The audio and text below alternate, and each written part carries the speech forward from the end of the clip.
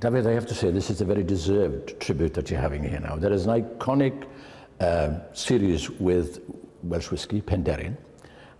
Very famous people are on it, very famous events are on it, and now your song is going to be on it. And, well, it's about time, I would say, really. But I've always wondered, you know, because I've checked with people in Penderyn, because we know each other. We were in primary school together, well, infant and then junior school together in Penderyn, and we passed the 11 plus to go to grammar school together, 8 of us, I remember. I never remember you, though, as being, you know, out there. You always seemed very quiet and, in a way, introverted. Is that right, or were you performing in chapel and so on?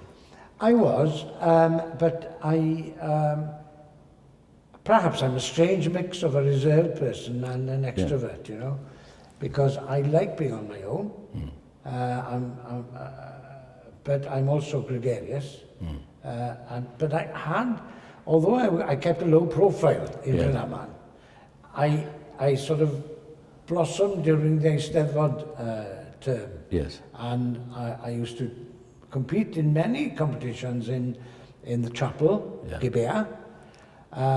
Everything from drawing and writing to reciting and singing and cerdant and parties and choirs, everything. Yeah. And I used to win quite often. And I think that's when I had the taste of an audience reacting to a performance. Yes. And that is something which gets into the blood, I think. That's right. And the coin in the little packet hanging over around your neck. Yes.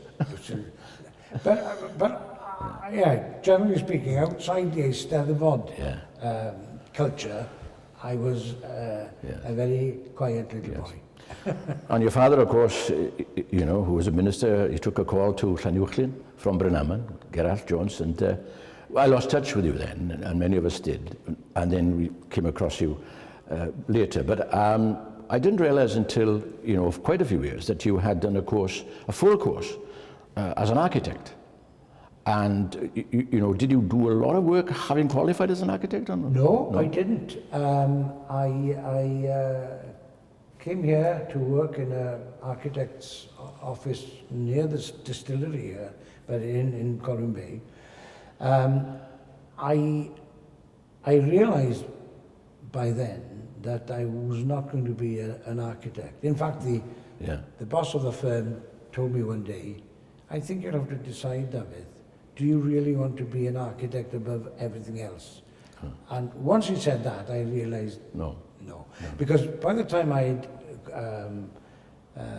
graduated as a B.Arch, I had started a record company. I was singing regularly throughout Wales, and I was taking part in the language campaigns.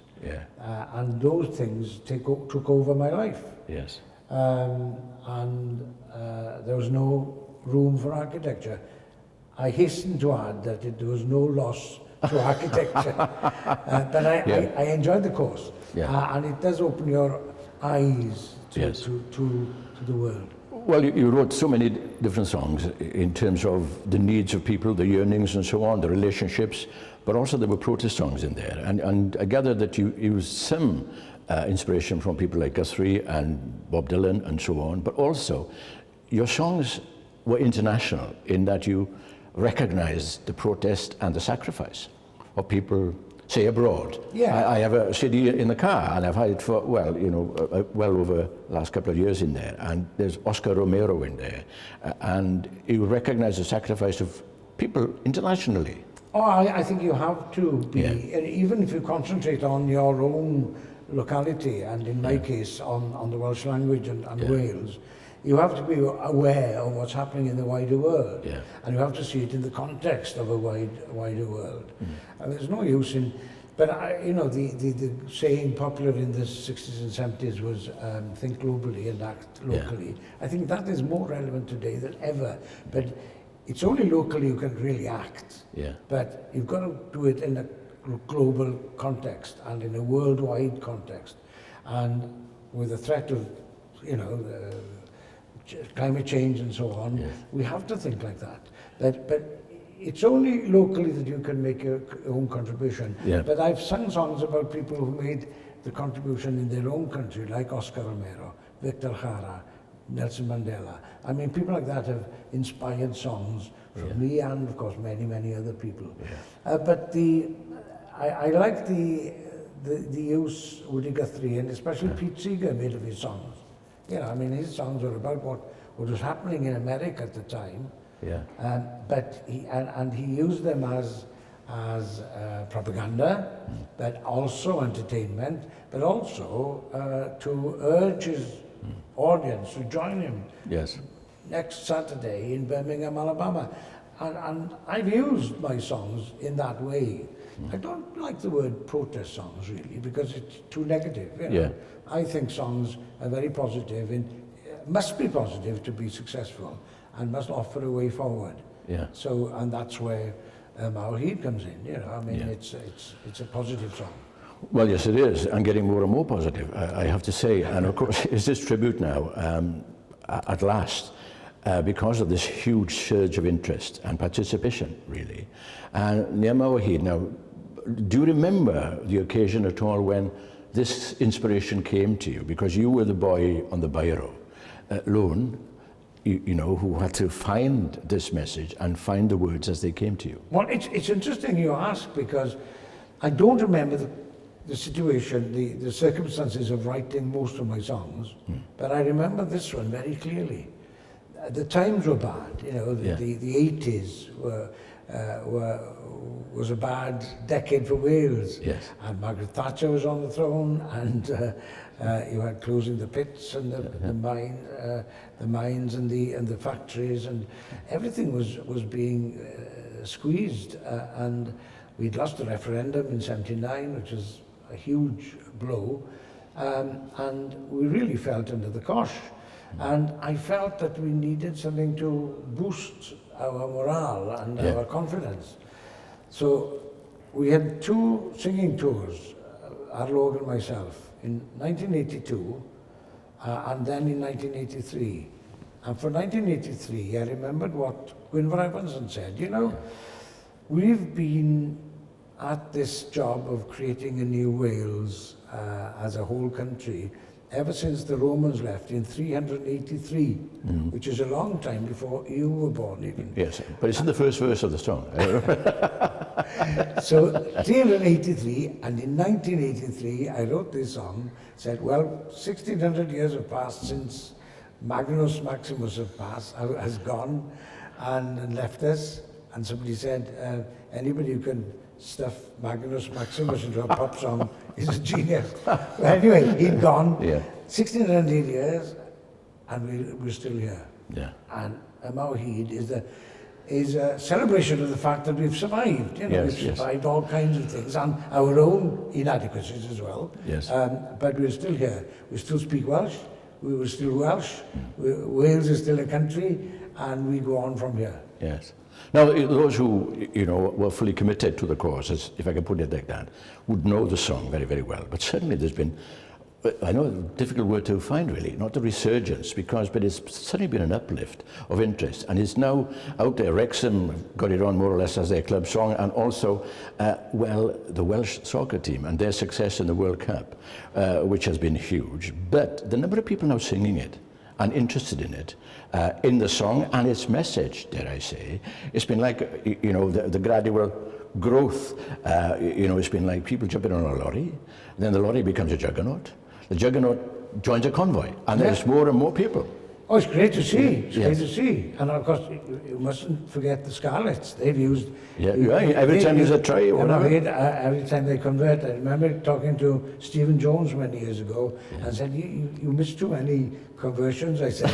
Because every time you miss a conversion, they don't sing YMA O HYD, and I miss out on a couple of pennies. But it's... So a lot of Scarlet followers think that they began it all, and fair play to them. They were up there, but it's great to see, and whatever the reasons are, this song has caught on.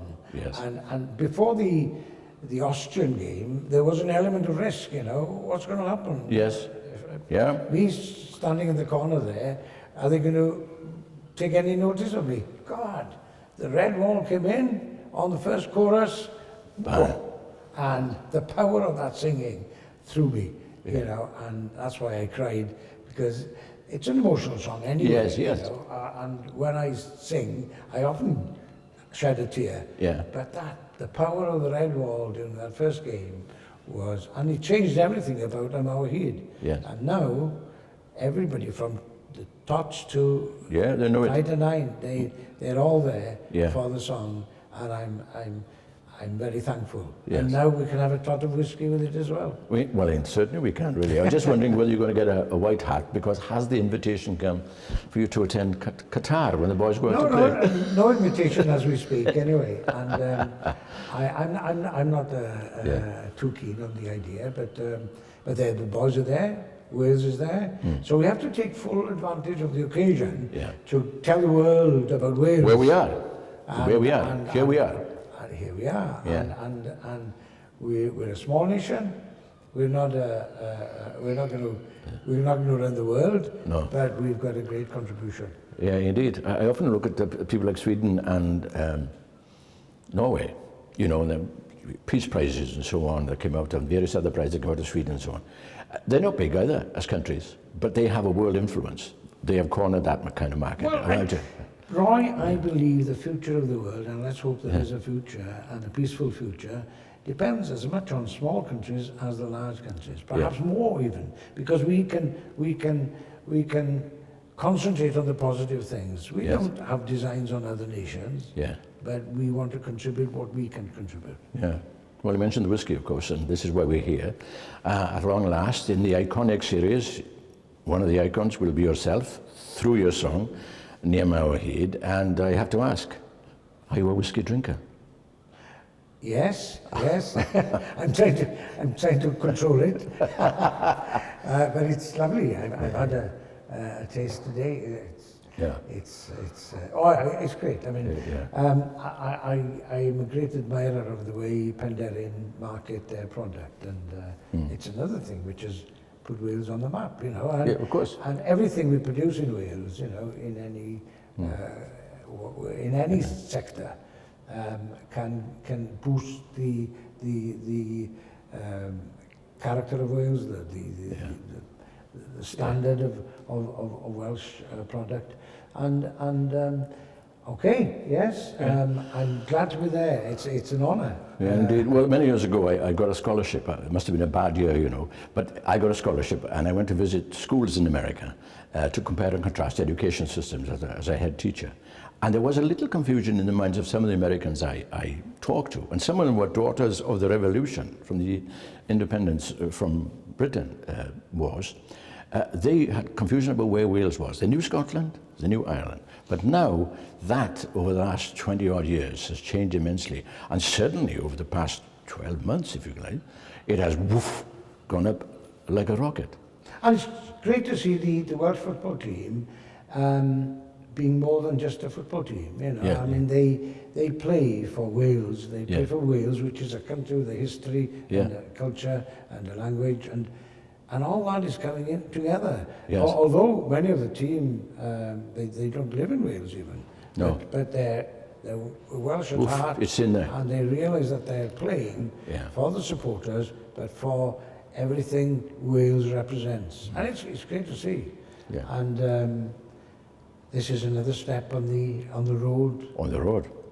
Absolutely on the road. Well, can I say again, congratulations on this tribute, which is, well, hugely deserved. And it's been a long time coming. No, it's been a long time coming. And can I thank you indeed, well, for the work that you've done over the years, and for certainly now crystallized in this song, and the way that you've flown the dragon, you know, in the way that you have, high up on the banner, so that others can see it, and in this case, hear it as well. Diolch yn fawr I ti. Diolch yn fawr I ti.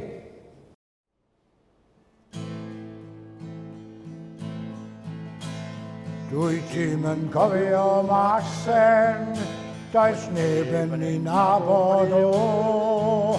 Mae 1600 o flynyddoedd yn amser hir i'r co.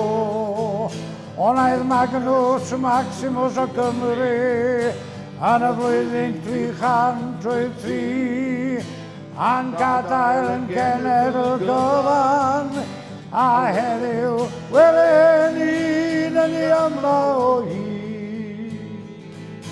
Dyn ni yma o hyd. Gweitha pawb a phopeth, gweitha pawb a phopeth, gweitha pawb a phopeth, dyn ni yma o hyd.